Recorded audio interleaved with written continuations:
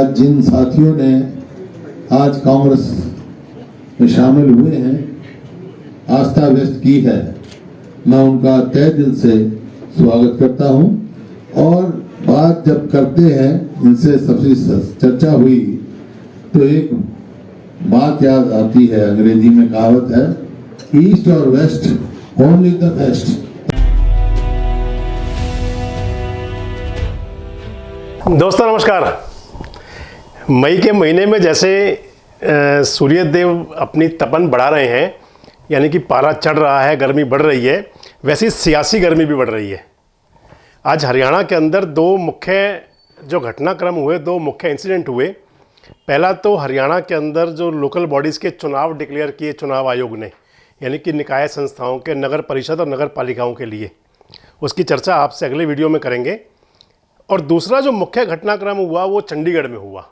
चंडीगढ़ में जो घटनाक्रम हुआ, कांग्रेस के मुख्यालय में, हरियाणा प्रदेश में कांग्रेस को मजबूत करने के लिए, कांग्रेस को ताकत देने के लिए, कांग्रेस को संबल देने के लिए मुख्यमंत्री भूपेंद्र सिंह हुड्डा ने अपने 8 पुराने सहयोगियों को वापस कांग्रेस में जोड़ा। ये सभी वो सहयोगी थे जो वर्ष 2019 में टिकट ना मिलने से या किसी और कारण से नाराज होकर के भारतीय जनता पार्टी या किसी और पार्टी में चले गए थे। ये 8 लोग जो हैं हरियाणा के अलग अलग हिस्सों से हैं। 8 पूर्व विधायक हैं, कोई 1 बार और कोई 2 बार पूर्व विधायक रहा है, और अपनी इनकी धमक है अपने एरिया में। माने तो जो कांग्रेस की मुखिया सोनिया गांधी ने भूपेंद्र सिंह हुड्डा को कांग्रेस की एक तरह से वीटो पावर दे दी थी पूरी, और उसके बाद में उदय भान जी को प्रदेश अध्यक्ष बना करके और 4 कार्यकारी प्रदेश अध्यक्ष बना करके भूपेंद्र सिंह हुड्डा और अपनी टीम के साथ में कांग्रेस को मजबूत करने के काम में जुट गए हैं।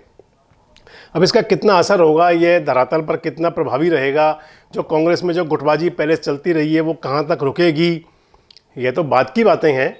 लेकिन यह ज़रूर है कि एक्शन शुरू हो गया है, और बड़ा एक्शन दिखा आज चंडीगढ़ के अंदर। जो 8 पूर्व विधायकों ने कांग्रेस ज्वाइन की, जो कांग्रेस में शामिल हुए, उनको कांग्रेस में शामिल करवाने के लिए भूपेंद्र सिंह हुड्डा खुद भी थे, उनके पुत्र दीपेंद्र सिंह हुड्डा भी थे, कांग्रेस के प्रदेश अध्यक्ष उदय भान जी भी थे, और उनके साथ साथ कांग्रेस के कार्यकारी प्रदेश अध्यक्ष जितेंद्र शर्मा जी भी थे, और भी सभी लोग वहाँ मौजूद थे।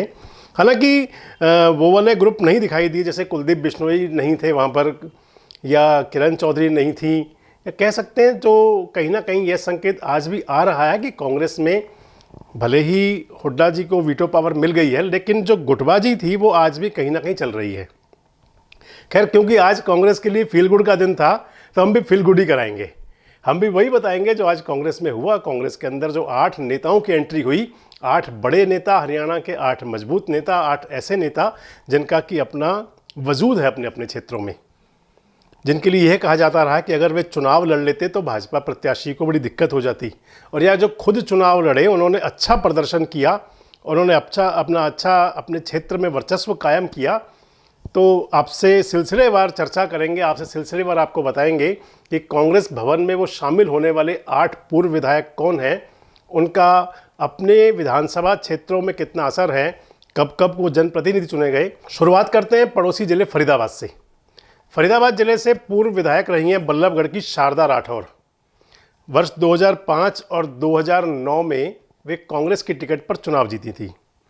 कभी चौधरी भजनलाल के नज़दीकियों में रही, भजनलाल परिवार के बहुत नज़दीक रही शारदा राठौर, और बाद में भूपेंद्र सिंह हुड्डा के बहुत क्लोज हो गई थी। बताते हैं कि 2019 में जो उनको टिकट नहीं मिली उसके पीछे, या 2014 में टिकट नहीं मिली उसके पीछे कारण यही था कि उन चुनावों में कांग्रेस में प्रदेश अध्यक्ष अशोक तंवर थे, और अशोक तंवर ने उन लोगों को साइडलाइन किया जो कहीं भूपेंद्र सिंह हुड्डा के समर्थक हुआ करते थे। शारदा राठौर का बल्लभगढ़ में बेहद अच्छा वर्चस्व है, और पिछले काफ़ी समय से वे चुनाव की तैयारी भी कर रही हैं। 2005 और 2009 में वे बड़े मार्जिन से चुनाव जीती थी, मैंने आपको पहले ही बताया। 2014 का चुनाव में जब उनको टिकट नहीं मिली थी तो वे अपने घर साइलेंट रही थी, और उस समय 2014 में बल्लभगढ़ से भारतीय जनता पार्टी के प्रत्याशी मूलचंद शर्मा चुनाव जीत गए थे। और 2019 के चुनाव से ठीक पहले अगस्त 2019 में पलवल के अंदर ही जो मुख्यमंत्री की जो यात्रा निकली थी, जन आशीर्वाद यात्रा, उस यात्रा में सेक्टर 2 चौक के समीप हुई जनसभा में शारदा राठौर, भारतीय जनता पार्टी में शामिल हो गई थी। हालांकि उस समय भी कहा गया था कि शायद उनको पार्टी टिकट दे सकती है। बाद में ये बातें भी चली कि पार्टी उनको, भारतीय जनता पार्टी किसी बड़े ओहदे पर दे सकती है। लेकिन मान लें तो उनका मोह भंग होना शुरू हो गया था भाजपा से, और वो उसका जो परिणति आई वो ये आई कि आज उन्होंने वापस कांग्रेस का दामन थाम लिया। भूपेंद्र सिंह हुड्डा और उदय भान के नेतृत्व में भी आज वापस कांग्रेस में शामिल हो गई। शारदा राठौर पिछले काफ़ी दिन से बल्लभगढ़ विधानसभा क्षेत्र के अंदर अपना डोर टू डोर कैंपेन कर रही हैं। दोस्तों, डोर टू डोर कैंपेन जो हुआ करता है वो चुनाव के समय हुआ करता है, लेकिन मान सकते हैं वो किस प्रकार की तैयारी है शारदा राठौर की कि वे पिछले काफ़ी दिन से डोर टू डोर और मैन टू मैन अपना चुनाव प्रचार कर रही हैं। तो सबसे पहले हमने आपको बताया शारदा राठौर के बारे में। जो दूसरे नेता शामिल हुए वो हुए रामनिवास घोड़ेला। हिसार जिले की बरवाला विधानसभा सीट से विधायक रहे हैं। रामनिवास घोड़ेला को जब टिकट नहीं मिला तो उन्होंने 2019 में विधानसभा का चुनाव आज़ाद लड़ा और उस चुनाव में उनको 17,471 वोट मिले, तीसरे स्थान पर रहे। बड़ी बात यह है कि इस विधानसभा क्षेत्र में कांग्रेस के प्रत्याशी थे जो भूपेंद्र गंगवा, वो पिछड़कर चौथे नंबर पर पहुंच गए थे और उनको मात्र 8800 के लगभग वोट मिली थी। जो तीसरे नेता पार्टी में शामिल हुए वो हैं नरेश सेलवाल। नरेश सेलवाल भी हिसार जिले से हैं और हिसार जिले की उकलाना विधानसभा सीट जो रिजर्व सीट है वहाँ से 2009 में विधायक रहे हैं। 2014 में चुनाव हार गए, 2019 में टिकट नहीं मिला तो फिर से इन्होंने कांग्रेस छोड़ दिया और आज़ाद चुनाव लड़ा। आज़ाद चुनाव लड़ते हुए इनको लगभग 10,000 से ज़्यादा वोट मिले और जो कांग्रेस प्रत्याशी थे उससे मात्र लगभग 1,000 वोट कम मिली थी नरेश सेलवाल को। नरेश सेलवाल वैसे बड़ा दलित चेहरा हैं, दलित नेताओं के रूप में अपनी पहचान है इनकी, और आज़ाद चुनाव लड़ने की वजह से इनको पार्टी ने कारण बताओ नोटिस देते हुए 6 साल के लिए निष्कासित कर दिया था। आपको ध्यान होगा कुछ समय पहले बात चली थी कि जिन नेताओं को निष्कासित किया गया था, लगभग 16 नेता थे, कि उनको वापसी भूपेंद्र सिंह हुड्डा अपने गुट में लाएगा, इसकी पहली शुरुआत थी। खैर, जो चौथे नेता शामिल हुए परमिंदर सिंह ढुल।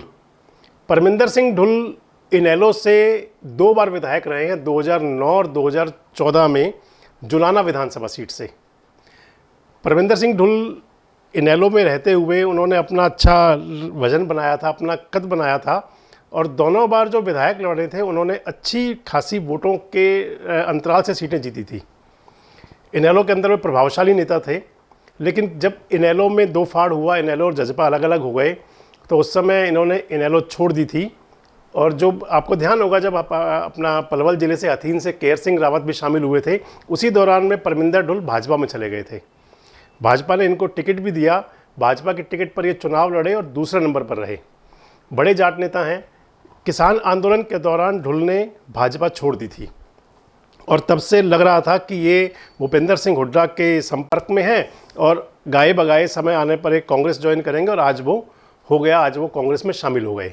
जो 5वें नेता शामिल हुए वो करनाल जिले से शामिल हुए, असंध से पूर्व विधायक जिलेराम शर्मा। आपको ध्यान होगा जिलेराम शर्मा वर्ष 2009 में विधायक चुने गए थे। हरियाणा जनहित कांग्रेस की टिकट पर चुनाव लड़े थे और चुनाव जीते थे, और उस समय क्योंकि बहुमत नहीं मिला था भूपेंद्र सिंह हुड्डा के नेतृत्व में कांग्रेस को, तो हजका के 5 विधायक जो छोड़ करके कांग्रेस में शामिल हुए थे उनमें जिलेराम शर्मा भी थे। जिलेराम शर्मा को हालांकि उस समय वोट तो बहुत कम मिली थी, लेकिन उसके बावजूद वो चुनाव जीत गए थे। 6 प्रत्याशी थे उस समय और असंध में उनका दबदबा ठीक ठाक रहा है। 2019 में भी वे निर्दलीय प्रत्याशी लड़े, टिकट जब नहीं मिला कांग्रेस का तो उनको 25,000 वोट मिले। जिलेराम शर्मा की करनाल जिले में अच्छी पकड़ है, अच्छे ब्राह्मण नेता हैं। और दूसरी बात यह है कि हालांकि असंध में अब भी कांग्रेस के विधायक हैं शमशेर गोगी, तो जिलेराम शर्मा को शमशेर गोगी से लगभग 6,000 वोट कम मिला। और इस आधार पर माने तो जिलेराम शर्मा का अपने असंध विधानसभा क्षेत्र में अच्छा प्रभाव है और अब ये कांग्रेस में शामिल हुए हैं, तो इसमें कोई दो राय नहीं है कि कोई बात भी हुई होगी, कोई डील भी हुई होगी। खैर जैसा भी होगा, जो भी होगा, लेकिन ये भी कांग्रेस में शामिल हो गए। जो छठे नेता शामिल हुए राकेश कंबोज। राकेश कंबोज 2005 में विधानसभा चुनाव लड़े थे करनाल की इंद्री सीट से और विधायक बने। उसके बाद 2009 में भी ये विधायक बने हजका की सीट पर। 2014 में चुनाव नहीं जीत पाए। 2019 में इनको कांग्रेस की टिकट नहीं मिली तो इन्होंने आज़ाद चुनाव लड़ा और बड़ी बात यह है कि आज़ाद चुनाव लड़ते हुए राकेश कंबोज दूसरे स्थान पर रहे।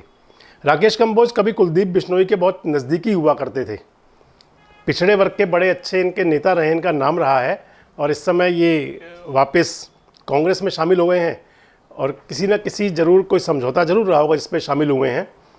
जो 7वें नेता शामिल हुए वो हैं राजकुमार वाल्मीकि। राजकुमार वाल्मीकि जुंडला से विधायक रहे हैं 1991 से 1996 तक। मुख्य संसदीय सचिव भी रहे चौधरी भजनलाल की सरकार में, और अभी पिछले दिनों उन्होंने आम आदमी पार्टी शामिल हो गए थे। 2019 में इन्होंने कांग्रेस छोड़ी थी, और अब जब इन्होंने आम आदमी पार्टी में ज्वाइन हुए थे तो उस समय भी एक चर्चा चली थी कि क्योंकि ये चौधरी भूपेंद्र सिंह हुड्डा के नज़दीक भी रहे हैं, तो ऐसी कयास लगाए गए थे कि यदि हुड्डा को ताकत मिली तो ये वापस कांग्रेस में आ सकते हैं, और वो आज हो गया। अब इन्होंने आम आदमी पार्टी भी छोड़ दी और अब वापस कांग्रेस में शामिल हो गए। जो 8वें नेता शामिल हुए वो हैं सुभाष चौधरी। सुभाष चौधरी 1996 से 2000 तक मंत्री रहे हैं चौधरी बंसीलाल सरकार में, और जबकि 2005 से 2009 तक ये विधायक रहे। हरियाणा कांग्रेस सेवा दल के चेयरमैन भी रहे हैं, हरियाणा कांग्रेस के अंदर बड़े नेता रहे हैं, और अब इन्होंने आज कांग्रेस में शामिल हो गए, कांग्रेस ज्वाइन कर ली। तो माने तो जो 8 नेताओं को कांग्रेस में शामिल करवा करके भूपेंद्र सिंह हुड्डा ने यह संदेश दे दिया कि वे पूरी तरह से मैदान में उतर चुके हैं और जो हरियाणा की राजनीति को धार देने के लिए पूरी तरह तैयार हैं। आने वाले समय में और क्या होगा, कौन नेता आएंगे कौन जाएंगे, तो समय गर्भ में है, लेकिन यह ज़रूर है कि मई के महीने में, जबकि आज मंगलवार को आसमानी पारा डाउन था, गर्मी कुछ कम थी बारिश होने की वजह से, लेकिन सियासी पारा जरूर चढ़ा दिया। दोस्तों, आज के इस कार्यक्रम में इतना ही। कल एक नए विषय पर आपसे फिर चर्चा करेंगे। तब तक के लिए नमस्कार, धन्यवाद। हमारे साथ जुड़े रहने के लिए देखते रहिए देश रोजाना का YouTube चैनल। सब्सक्राइब कीजिए, साथ ही देश रोजाना की खबरें सबसे पहले देखने के लिए प्रेस कीजिए बेल आइकन।